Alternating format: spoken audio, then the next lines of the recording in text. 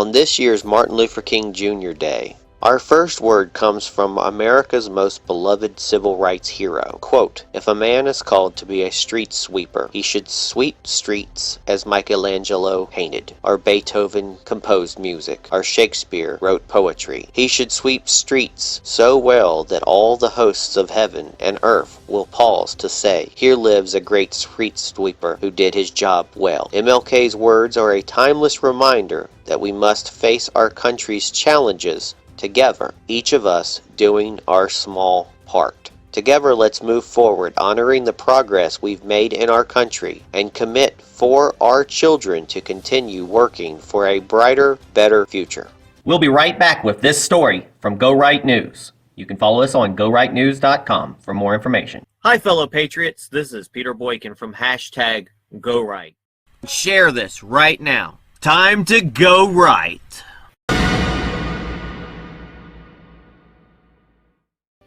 Thank you for tuning in to hashtag Go Right News today, and we have a lot of videos to go over. Just a reminder, folks, that if you'd like to support our podcast, you can go to the website GoRightNews.com. You can hit donate. You can also go to paypal.me/MAGAFirstNews, or you can go to Cash App $Peter Boykin and the number 1. We need your support. It does cost a little bit every month that comes out of my pocket to keep things running, so any little bit will help. Hope you enjoy these videos. I have the pleasure to present to you Dr. Martin Luther King, Jr.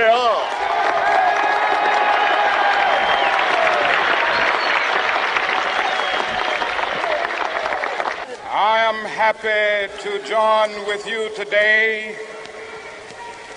in what will go down in history as the greatest demonstration for freedom in the history of our nation.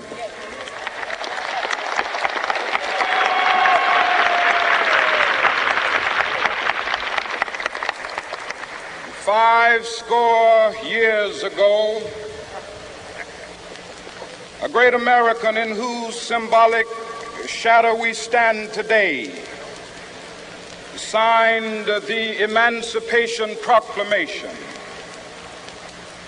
This momentous decree came as a great beacon light of hope to millions of Negro slaves who had been seared in the flames of withering injustice. It came as a joyous daybreak to end the long night of their captivity. But 100 years later, the Negro still is not free. 100 years later, the life of the Negro is still sadly crippled by the manacles of segregation and the chains of discrimination. 100 years later, the Negro lives on a lonely island of poverty. I have a dream that one day this nation will rise up and live out the true meaning of its creed. We hold these truths to be self-evident, that all men are created equal.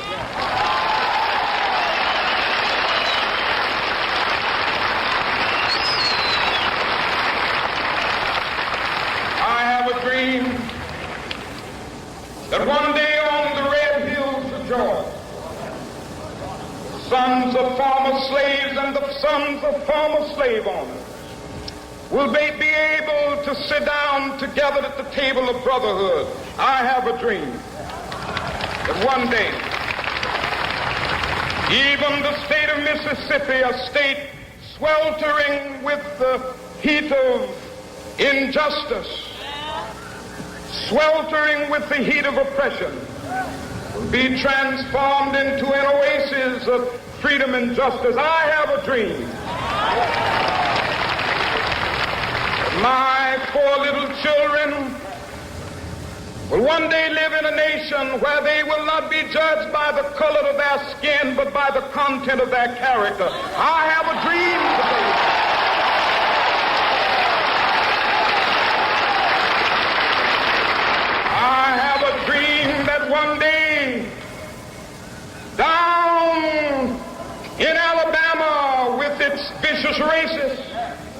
with its governor having his lips dripping with the words of interposition and nullification. One day right there in Alabama, little black boys and black girls will be able to join hands with little white boys and white girls as sisters and brothers. I have a dream today.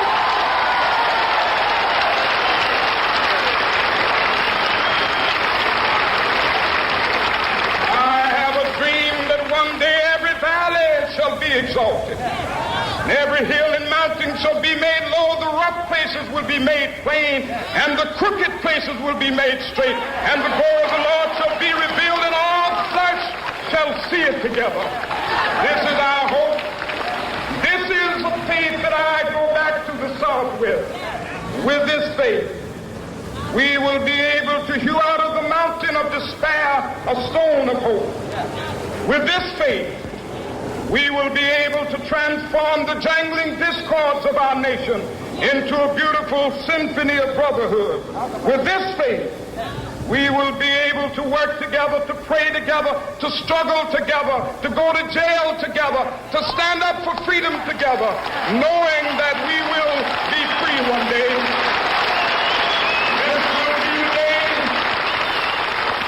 This will be the day when all of God's children be able to sing with new meaning, my country, tears of thee. Sweet land of liberty, of thee I sing. Land where my fathers died, land of the pilgrim's pride. From every mountainside, let freedom ring. And if America is to be a great nation, this must become true. And so let freedom ring. From the prodigious hilltops of New Hampshire, let freedom ring. From the mighty mountains of New York, let freedom ring. From the heightening Alleghenies of Pennsylvania, let freedom ring. From the snow-capped Rockies of Colorado, let freedom ring. From the curvaceous slopes of California. But not only that, let freedom ring from Stone Mountain of Georgia. Let freedom ring from Lookout Mountain of Tennessee. Let freedom ring from every hill and molehill of Mississippi, from every mountainside. Let freedom ring, and when it happens, when we allow freedom ring, when we let it ring from every village and every hamlet, from every state and every city, we will be able to speed up that day when all of God's children, black men and white men, Jews and Gentiles, Protestants and Catholics, will be able to join hands and sing in the words of the old Negro spiritual, free at last, free at last, thank God Almighty, we are free at. We often overlook this part of King's message, but it's still relevant today.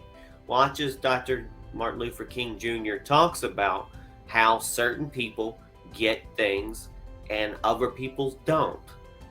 And this kind of translates to modern day, where they are sending money to other countries yet ignoring American citizens' problems. Or they're bringing in migrants and ignoring United States citizens' problems. And it went to his day as well in his way when it comes to blacks versus other people. Watch this. At the very same time that America refused to give the Negro any land, through an act of Congress, our government was giving away millions of acres of land in the West and the Midwest, which meant that it was willing to undergird its white peasants from Europe with an economic floor. But not only did they give the land, they built land-grant colleges with government money to teach them how to farm. Not only that, they provided county agents to further their expertise in farming. Not only that, they provided low interest rates in order that they could mechanize their farms.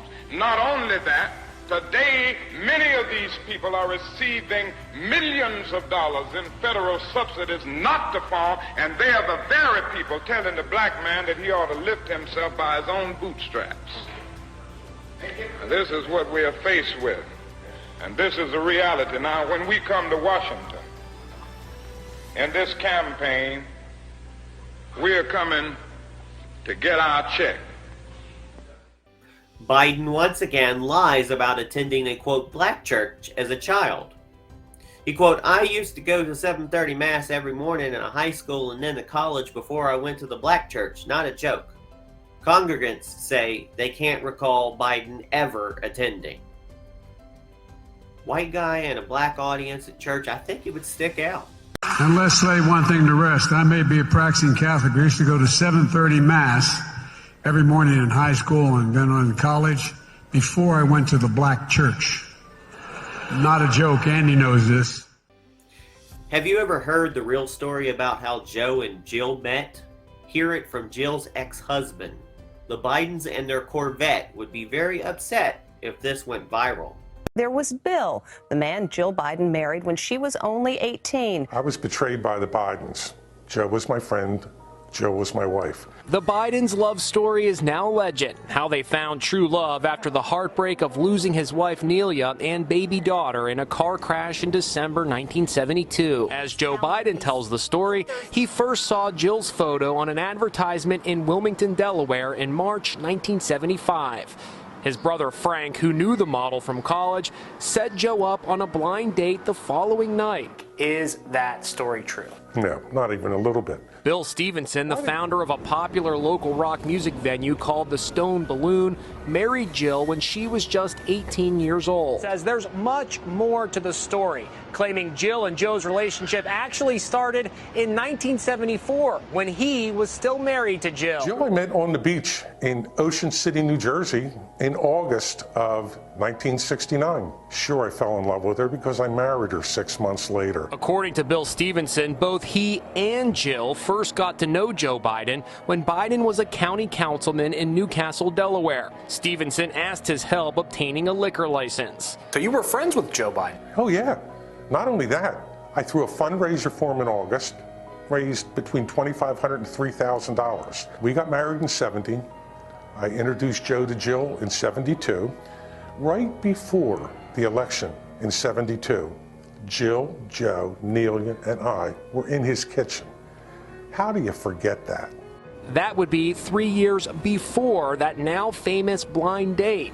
Stevenson says his first inkling something was up came when Jill refused to go with him to meet Bruce Springsteen, who was booked to appear at the Stone Balloon. She said, Joe asked me to keep an eye on the boys. And I just thought to the back of my mind, Then one day, he says a man came into his bar and asked him to pay damages for a fender bender that involved Jill. He looks at me and he says, oh, she wasn't driving. I said, her beloved Corvette, she wasn't driving it? He goes, Senator Biden was driving it. And I went, what? Here's your periodic reminder that Joe Biden is the best, at best, a creep, and at worst, a child molester. Well, no, child predator, sorry. Never forget that Joe Biden is a child predator. He'd probably hate to see this video spreading around.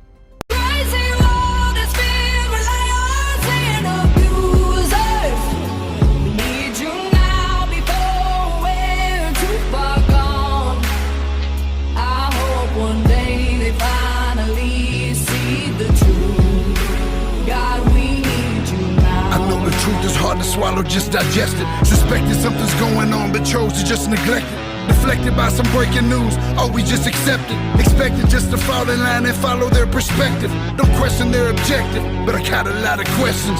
How these kids molested, but nobody's been arrested. Read it in the testament, these children are protected, so I'm fighting all the... Now we know that every single one of the people in this video are lying, or was lying. The entire, quote, Russiagate was a fake, just like the politicians featured in this video. It's really quite something. Voters in America should decide who our president is, not Vladimir Putin. The Russians offered help, the campaign accepted help. The Russians gave help, and the president made full use of that help. And that is pretty damning. I believe he knows he's an illegitimate president. The bottom line of this dossier, the bottom line allegation, the point of this is they colluded, they helped, they were in on it. What does Vladimir Putin have on President Trump? And they've also decided who they want to see become president of the United States, too, and it's not me. Secondly, I found out that Vladimir Putin doesn't want me to be president. We need to make it very clear, whether it's Russia, China, Iran, or anybody else. This election, that Russia has been involved, China has been involved to some degree, and now we learn that Iran is involved. As 17 of our intelligence agencies have confirmed, 17 intelligence agencies said 50 national security officials who served in Republican information in administration have said that Donald is unfit to be the commander-in-chief. There are 50 former national intelligence folks who said that what he's accusing me of is a Russian plan. You mean the laptop is now another Russia hoax? And that's exactly what. Is this that's where you're exactly going? what. This is where he's going. Well, we know that this whole smear on Joe Biden comes from the Kremlin. I don't understand why this president is unwilling to take on Putin when he's actually paying bounties to kill American soldiers in Afghanistan. When Russia puts bounties on the heads of our soldiers in Afghanistan. That Russia had bounties on the heads. On the heads of American soldiers. There are several factors that contributed to the low to moderate confidence in the judgment, including the difficulty of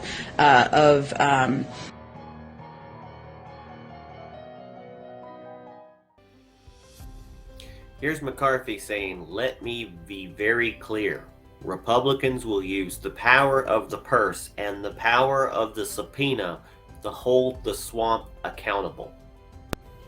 We will hold the swamp accountable. From the withdrawal of Afghanistan to the origins of COVID and to the weaponization of the FBI.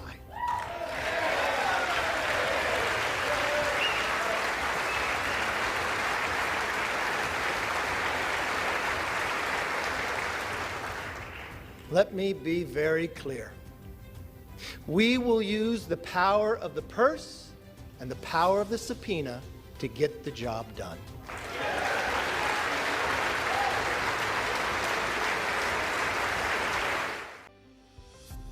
This will hit you like a truck. The decision to bury the story of Rosie Boyland at all costs.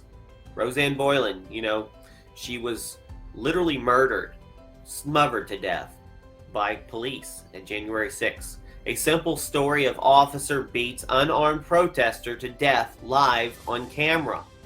So what's the danger of this story? It has one conclusion we can all agree on. Gross negligence results 4 dead. Quote, it is heartbreaking when your government comes after you, says Dr. Simone Gold. She speaks out about being targeted and jailed following January 6th.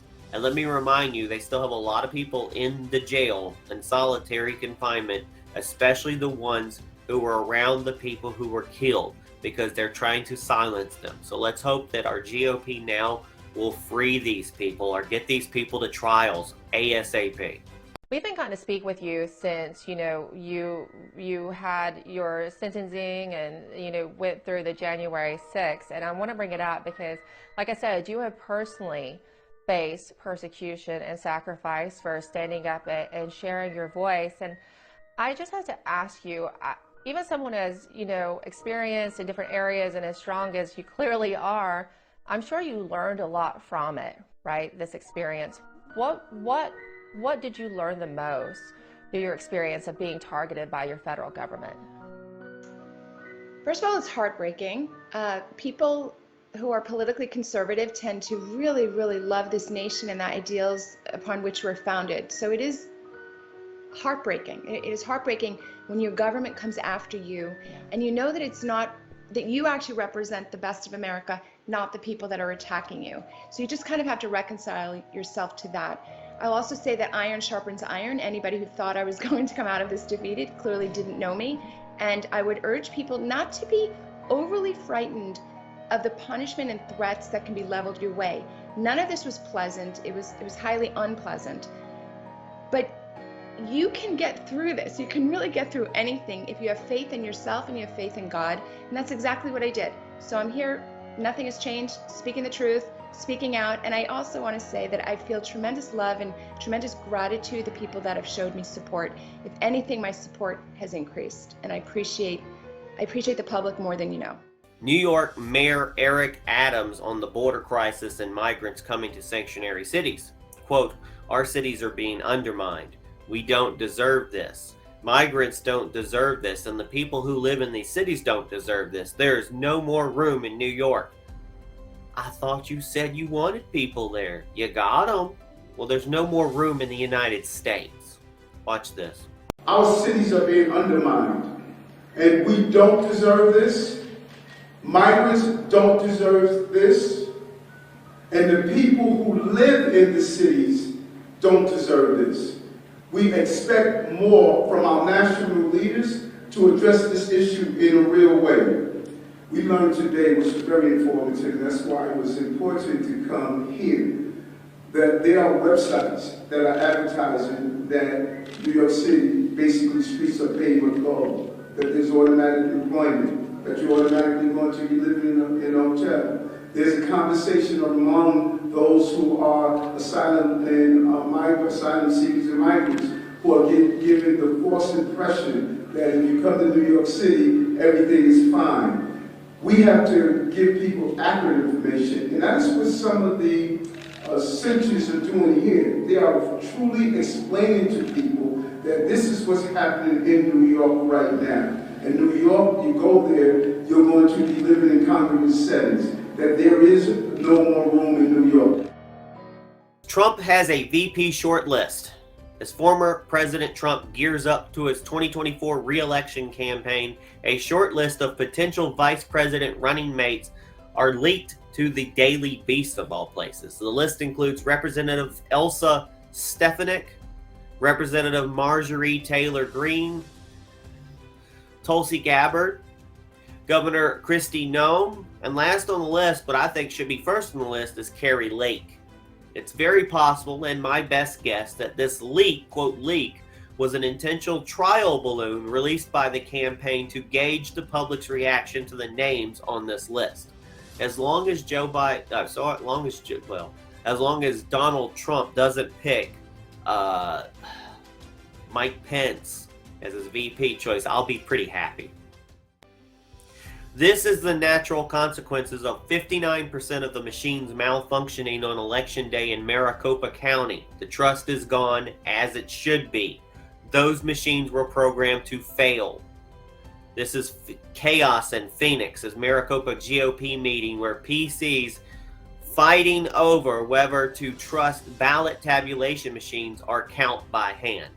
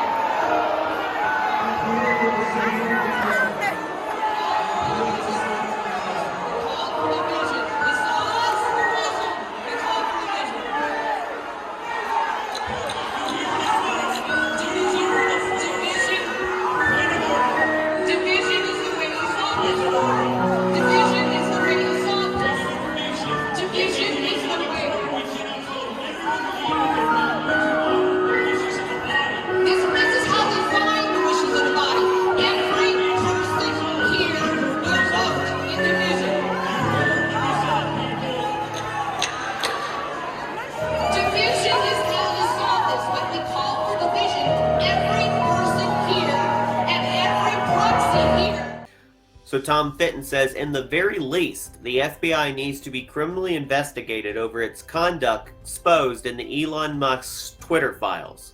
I truly believe that too. Watch. The United States. Joining me now to try to unlock some of this stuff, Judicial Watch President Tom Fitton. And Tom, you know, there are so many layers to this story, but from a criminal enforcement aspect, I know it seems to be just good old-fashioned greed using modern-day tools, right? Yeah, you have these fraudsters who think they had an appropriate use for this money and they would be able to get it back into the Bitcoin operation before anyone noticed it was gone. And obviously that didn't happen. But in this case, you had a political component in the sense that he thought he could do no wrong. He had this altruistic approach to investing and to political spending and his foundations and such. So it was in the holy mix of someone who thought he was could do no wrong and was willing to use other people's money, which is too often we see here in Washington, D.C., to advance his political and charitable interests, to put it charitably. Yeah, I'm still not aware. I keep reading about all the philanthropy. I'm not too aware of it. I know he might have pledged a few dollars here and there, but the bottom line is it might have been stolen money. Even this, $250 million. I mean, it stinks to high heaven that this is probably somebody watching, somebody's life savings that they put into FTX to trade cryptocurrency. Now he's using it to get out of jail and stay with his parents. Even that stinks. I mean, Tom, this is why people are frustrated with our criminal justice system and the way it's stacked up. The elites can buy favor in Washington, D.C., and this is why I'm really afraid that he may cut a deal, and if he does cut a deal, the conspiracy charges, will we ever be able to drill down and find out if there were illegal campaign contributions and other things like that? Well, I mean, by his own admission, he was, by his partner's own admission, they were using ill-gotten money to give campaign contributions, so that was illegal. And now, who knew what and when about the contributions and where did the money go to? You know, a lot of that money went to a PAC. So the campaigns that benefited have this kind of plausible deniability, and they can step back away from the money that was spent on their behalf. You know, but going back to your first point, I just, you know, maybe I'm just dumb, but I don't understand how someone who has enough wealth to put up a bond like that is not deemed a flight risk by the court. I don't understand it. Yeah, you've got $250 million. You can vanish anywhere on the planet for quite a long time. And he's already started losing weight in that Bahami in jail. Hey, before I let you go, this jaw-dropping report that Twitter working with the FBI, you've been on top of this. What's going on there? Well, the FBI was working with Twitter. They were paying Twitter to censor, spy on, and engage, it looks like, in election interference just before the 2020 election. And they've been exposed. And what's really outrageous is the FBI yesterday starts attacking its critics. They say, who are you going to believe, us or your lying eyes? And suggesting that it's a conspiracy theory when we look at documents with the FBI suggesting to Twitter that they take down tweets that are offensive and not illegal. You know, the FBI needs to be investigated because this is potentially criminal activity when you're conspiring and colluding to suppress the First Amendment civil rights of American citizens. Yeah, the foundation of our country. Tom, thank you so much. I appreciate your legal wisdom always. Appreciate it. You're welcome. This is how to handle properly handle shoplifters. They're built better, you know, built different, you know, in Albuquerque. Watch. Secure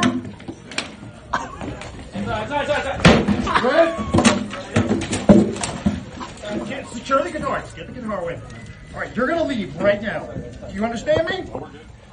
Do you understand me? You are leaving this store right fucking now. Right? You're going to gently let you up. Now, get up. Get the fuck up. There you go. Right by the bell. Fuck that guy. No, we're not going to skip.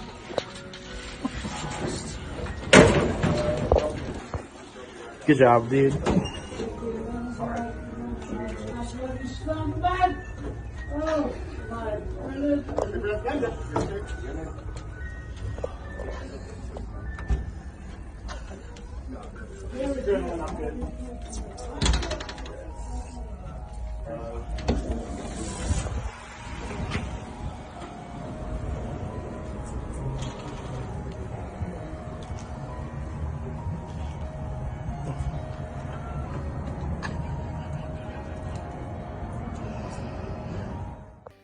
Kudos to this man who kept incredible composure as he was stalked by a bear.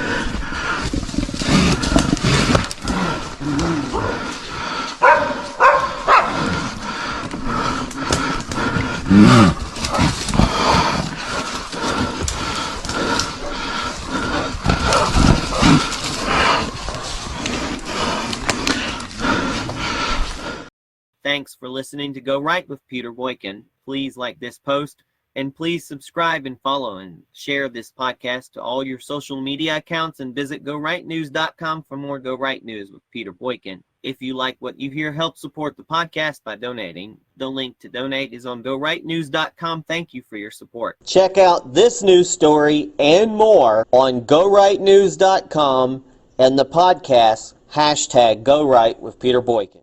Go right and register to vote. Your vote matters, so vote. Go right and vote. #Go Right. Go right. Do right. Be right. Go right. Do right. Be right. Lead right. Think right. Vote right. Vote right. Think right. Lead right. #Go Right. It's time to join the Go Right movement. It is time to #Go Right for America. Join us at GoRight.us and GoRightNews.com. It is time for the Great American Revival, and it is time to #Go Right for America. Thanks again, everybody, for listening to this, and please share it everywhere. Again, this has been #GoRight with Peter Boykin, a part of GoRightNews.com.